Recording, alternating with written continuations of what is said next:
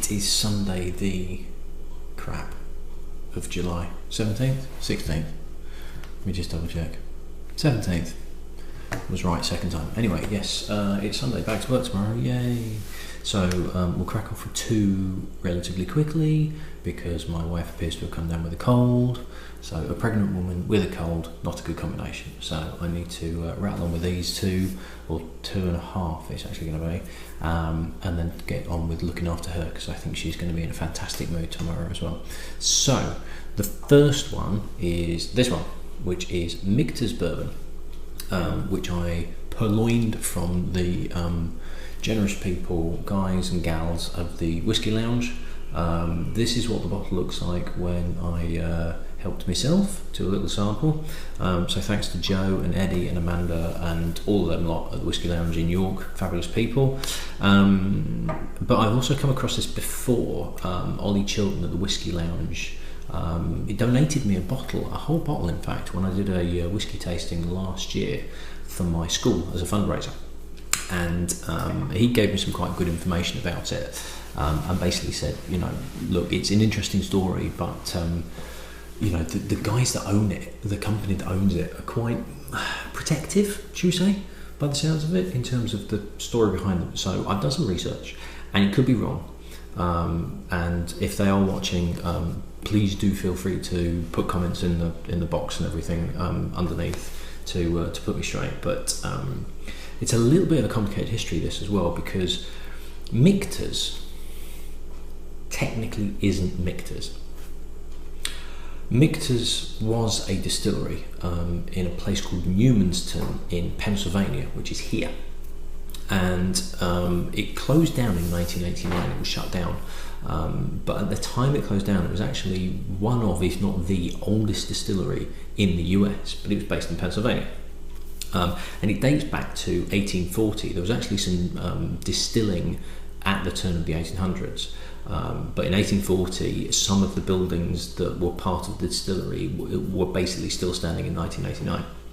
And it became known as the Bamberger Distillery after I think it was Dutch emigrant came across and bought the distillery in 1860. I think it was 1860 from the previous family, the Kratzers, that had been involved in it since the start.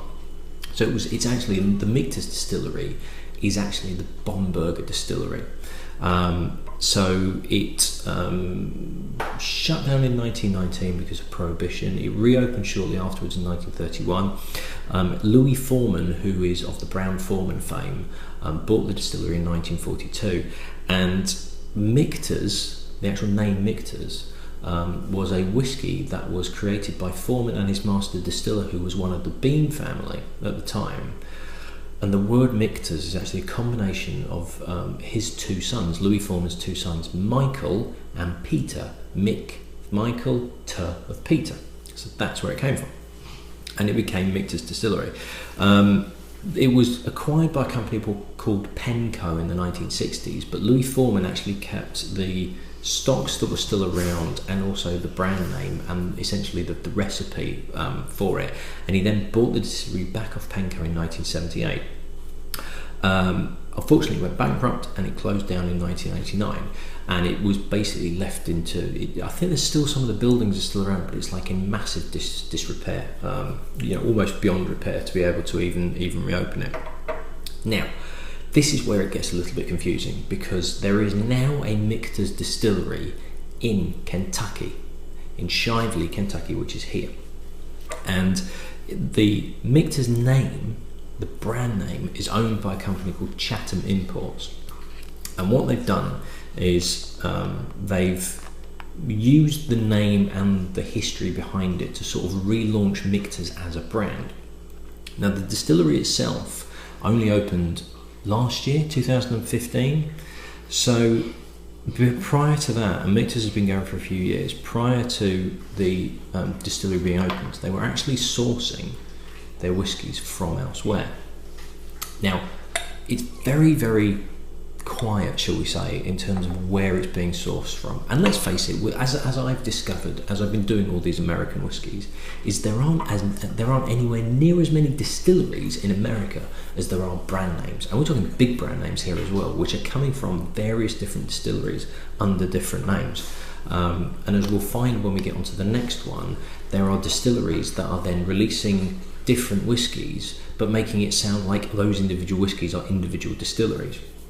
So I have no problem with Michter's as a company sourcing whiskies from elsewhere, because if the whiskies are that good, like Smooth Ambler, make no apologies for saying we source whiskies from elsewhere, but the Smooth Ambler was fantastic. So if they're sourcing whiskies from another distillery, and they're either going to these distilleries and saying we want this, we want it to taste like that, we want you to do this, and they're essentially, that distillery is doing the work for them, but they're getting the whiskey that they want, not a problem with it. If it's a good enough whiskey, who cares? Because the distillery themselves might not want to release it themselves anyway. That might not be part of their flavour profile, shall we say. So it sounds like Michter's have been a bit reluctant to say we are getting it from this while we are building our own distillery. They are now distilling their own stock. It will be a few years before it comes out. We'll find out when I do the next whiskey. They're also in the same position themselves. But it gets you a brand. It gets you a following. Michter's is actually a really popular brand, and a lot of people are going for it. This particular one is the small batch, but they've got a sour mash, they've got a rye, they've got a blended American whiskey as well. And word has it that all of them are fantastic. So yes, they're not directly making it, but wherever they're getting it from, they're doing a bloody good job at picking them. So they're reticent to say, well, this is where it's come from, or this is what we've done with it. Okay, fair enough. But I wouldn't get defensive about it if I were them. And it sounds like, in some cases, they have been. And to be honest, the only thing that matters is that. And if wherever they're getting it from, if that is good enough in the glass, so what? Who cares? So, this is 45.7%. The Whiskey Exchange is selling this, which is the small batch bourbon, for 52 quid. You're looking at about, I found it in a couple of places. Bevmo had it at $46, but I found it in K&L Wines and Spirits, which I think is in New York, for $40. So call it $40 for sake of argument. And it's nice on the nose. I forgot something else as well. Bomberger. So Bomberger Distillery became Michter's. Michter's is now in Kentucky. Bomberger is a brand name that's being used by another company called Heritage Spirits. Which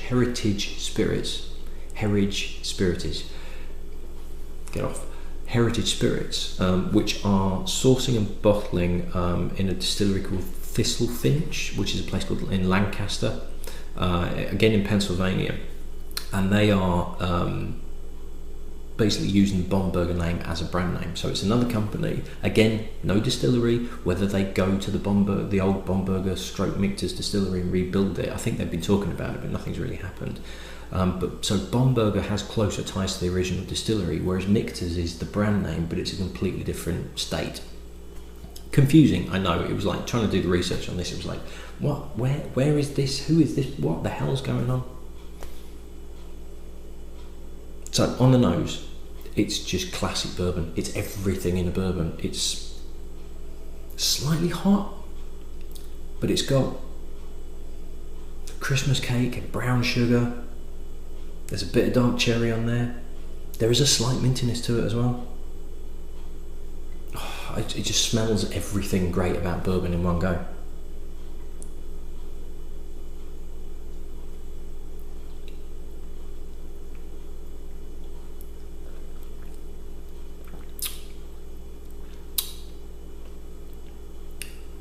Oh, that's good.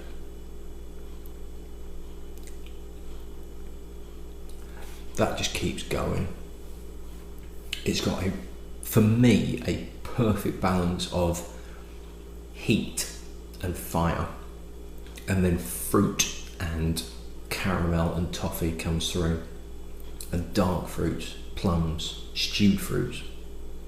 It started off, as I got it into my mouth, I thought, this could be a little bit too hot here. It was really quite fiery around my mouth. Nothing at the back of the throat though.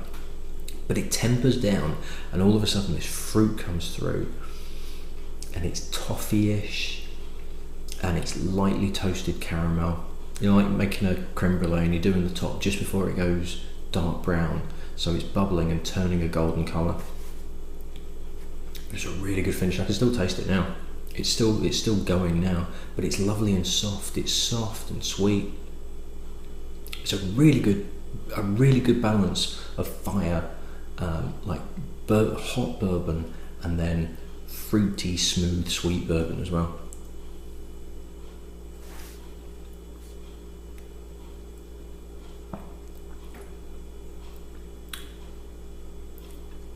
It might be, for some people, lacking something.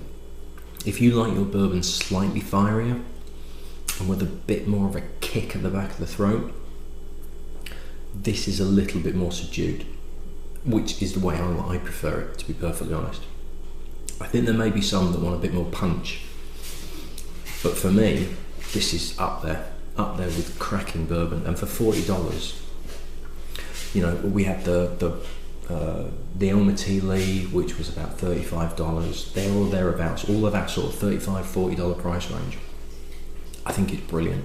I think for 50 quid, to be honest, yeah, it's pretty good value for money, because this is a really top drawer bourbon. This is really well made. All right, Michter's might not have made it, but what they picked an absolute corker. To be perfectly honest, whoever has made that is losing out, because Michter's have gone in and gone, we'll have that because that's bloody brilliant. That's really good bourbon.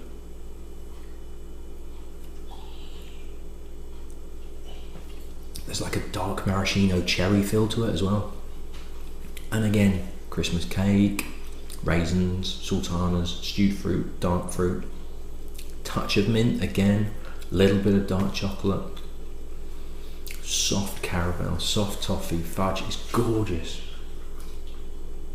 Man, there's a really good balance on that. That's absolutely fantastic. And it keeps giving you different flavours as well. It keeps popping up with, I literally just got Cadbury's Dairy Milk Fruit and Nut in one bit. Just suddenly appeared. It was like I'd bitten into a bit of it all of a sudden, and it just melted in my mouth. So really complicated history. Really kind of like, right, Michter's was this distillery, but it's not in Pennsylvania anymore. It's now in Kentucky, and it's a completely different beast altogether. All of that nonsense pales into insignificance with that. That is brilliant. Top drawer bourbon. Absolutely classic. That's there with Elmatili for, hey Ben, what does bourbon taste like? I want to try a really good bourbon that's got all the characteristics of a classic bourbon. Elmatili, Michter's bourbon. Those two. $35, $40. You don't really need anything else. If you're gonna pick, right, I'm gonna have one Scotch, one bourbon, one Canadian, one Irish, that would be the bourbon that you go for.